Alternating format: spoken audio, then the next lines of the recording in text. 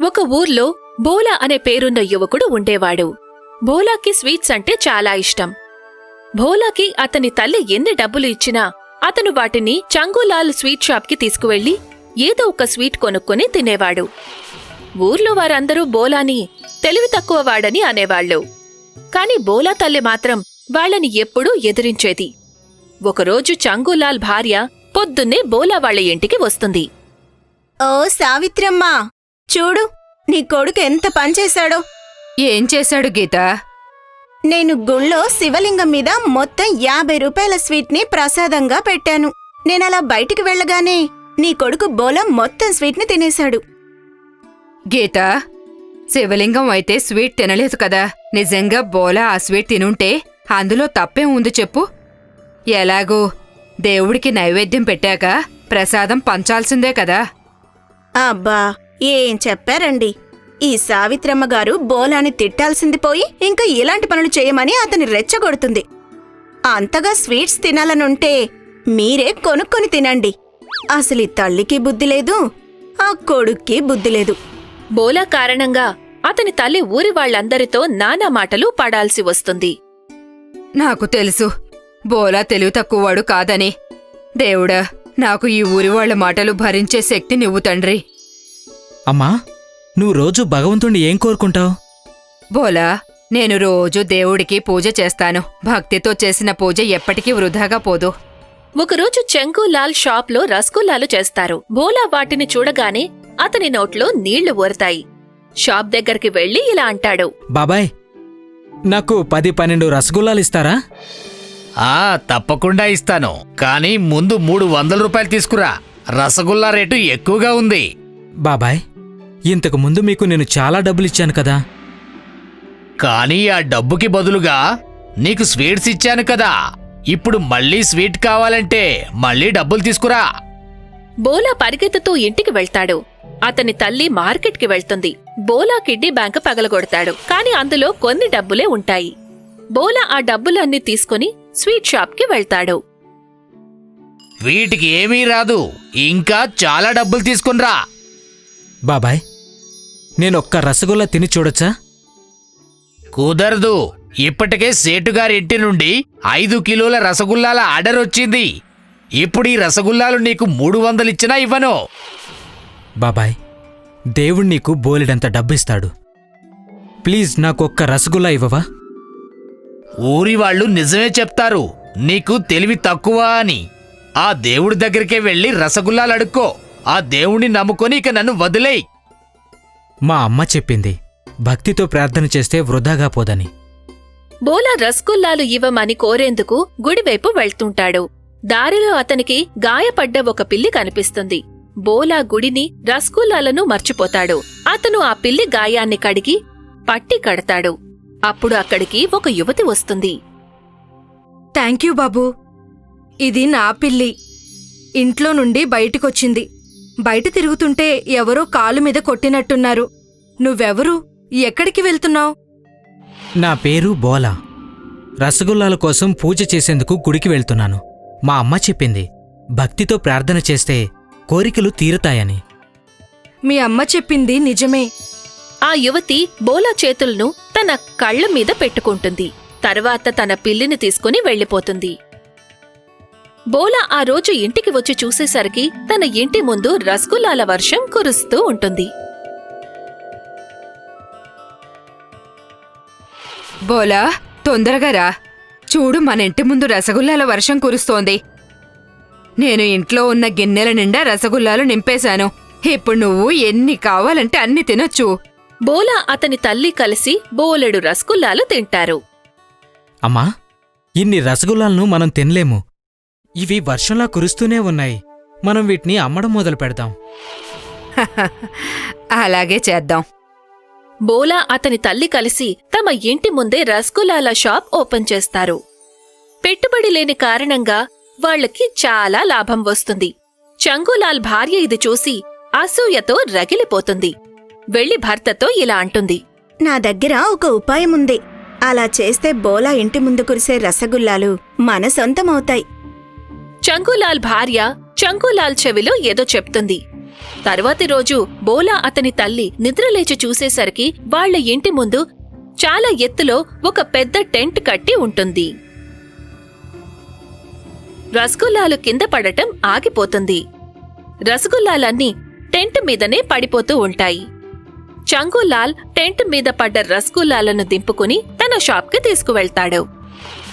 ఏంటి నువ్వు చేసేది? ఈ టెంట్ నువ్వు ఎవరిని అడిగి వేశావు? ఆవరణ మీదే కాని దాని మీద ఉన్న ఆకాశం మీదైతే కాదు కదా. ఆకాశం మీద అందరికీ అధికారం ఉంటుంది. నేను ఈ టెంట్ సర్పంచ్ని అడిగే వేయించాను. బోలా తల్లి సర్పంచ్ దగ్గరికి వెళ్తుంది. కాని సర్పంచ్ ఆమె మాటలు పట్టించుకోడు. ఎందుకంటే చంగులాల్ సర్పంచ్కి లంచం ఇచ్చి ఉంటాడు. బోలా బిజినెస్ పడిపోతుంది. చంగులాల్ ఫ్రీగా వచ్చిన రసగుల్లాలతో బాగా సంపాదిస్తాడు.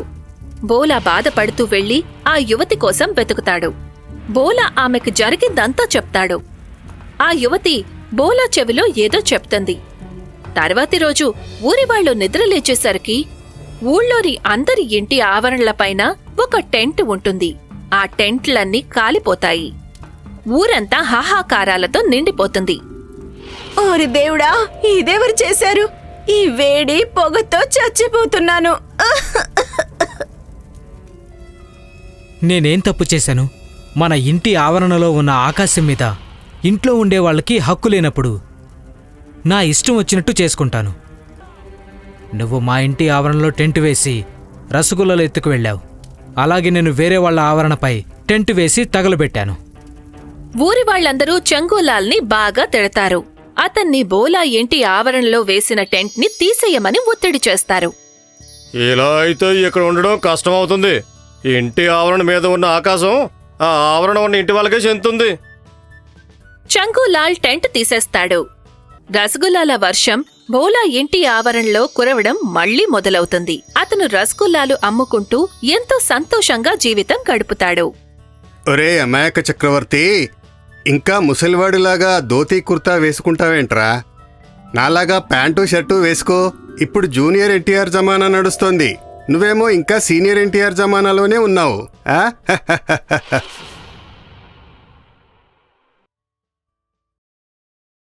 మలక్పూర్ అనే ఒక అందమైన ఊరు ఉండేది. ఆ ఊర్లో సాహిల్ అనే అతను ఒక భార్యతో కలిసి నివసిస్తూ ఉండేవాడు. ఒకరోజు సాహిల్ డ్యూటీ నుండి తిరిగి వస్తూ ఉండగా అతని దృష్టి బిర్జు అప్పడాల దుకాణం మీద పడుతుంది. బిర్జు వాళ్ల అప్పడాలంటే ఊళ్ళో అందరికీ చాలా ఇష్టం. గిరిజ రోజు పప్పు ఆకులు తింటూ విసిగిపోయి ఉంటుంది. తన కోసం అప్పడాలు తీసుకెళ్తే సంతోషపడుతుంది.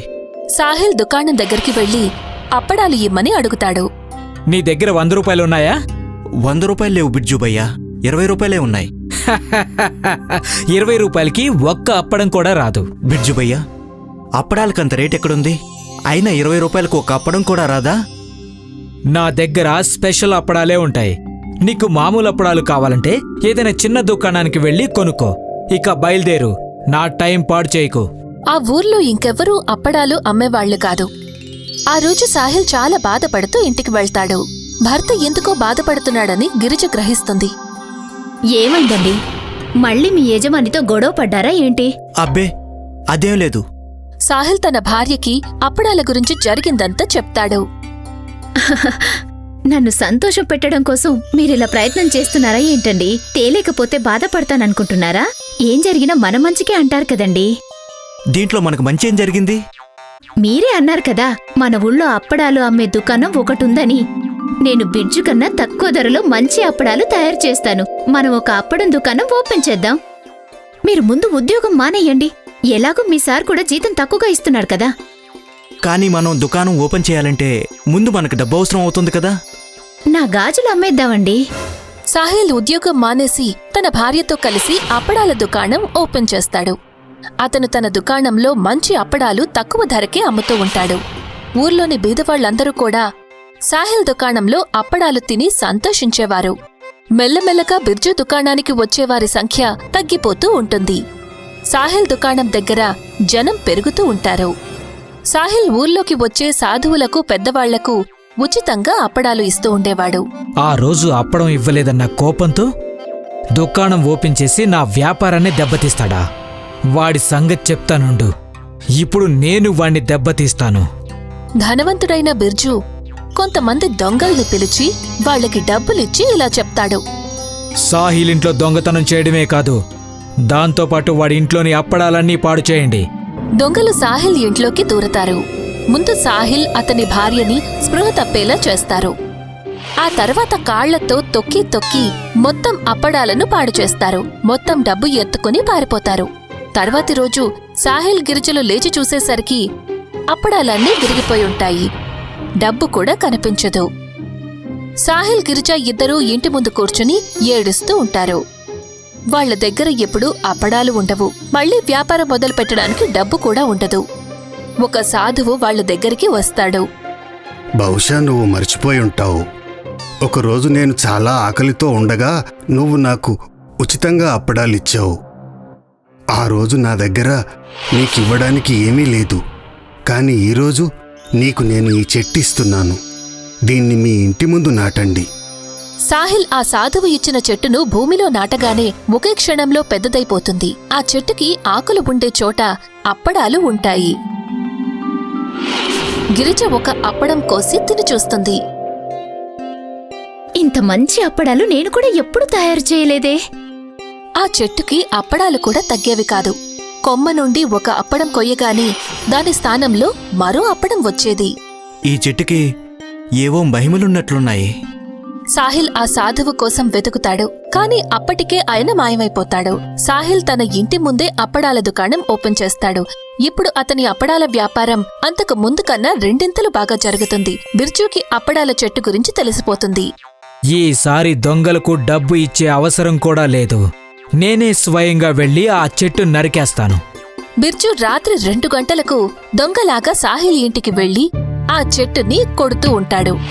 దాదాపు సగం కన్నా ఎక్కువ కొట్టాక ఆ చెట్టు తన మీదకే వంగుతూ ఉండడం బిర్జు చూస్తాడు. బిర్జు ఇంకోవైపుకు వెళ్లినా ఆ చెట్టు అటువైపు వంగుతూ ఉంటుంది. ఇదేం చెట్టు? నేను ఎటువైపుకి వెళ్తే ఇది అటువైపే వంగుతోంది. 3 వరకు లెక్కపెట్టి దీన్ని వదిలి ఇక్కడ్నుంచి పారిపోతాను. 1, 2, 3. బిర్జు చాలా వేగంగా పరిగెడతాడు. కాని ఆ చెట్టు అతని మీదే పడిపోతుంది. చచ్చిపోయాన్రా బాబూ! ఎవరైనా వచ్చి కాపాడండి! చెట్టు కింద నలిగిపోతున్నాను! ఎవరైనా కాపాడండి! బిర్జు అరుపులు విని సాహిల్, గిరిజ, ఊరివాళ్లు అందరూ అక్కడికి చేరుకుంటారు. అందరికీ అర్థమవుతుంది ఆ చెట్టుని బిర్జు నరికాడు అని. అందుకే ఆ చెట్టు అతని మీదే పడింది అని. నన్ను క్షమించు సాహిల్. నేను ఈ చెట్టు నరికాను. మీ ఇంట్లో దొంగతనం కూడా చేయించాను. నన్ను క్షమించు. అందరూ వినండి. మళ్ళీ నేనెప్పుడు ఇలా చెయ్యను. అయ్యో, నన్ను ఈ చెట్టు నుండి కాపాడండి. నిన్ను ఒక షరతు మీద ఈ చెట్టు కింద నుంచి బయటికి తీస్తాం. నువ్వు ఈ ఊరు విడిచి వెళ్ళిపోవాలి. ఊరివాళ్లు అలా బిర్జుని బయటికి లాగిన వెంటనే ఆ చెట్టు మళ్లీ మామూలుగా నిలబడిపోతుంది. బిర్జు ఊరు వదిలి వెళ్లిపోతాడు. సాహిల్, అతని భార్య సంతోషంగా గడుపుతారు.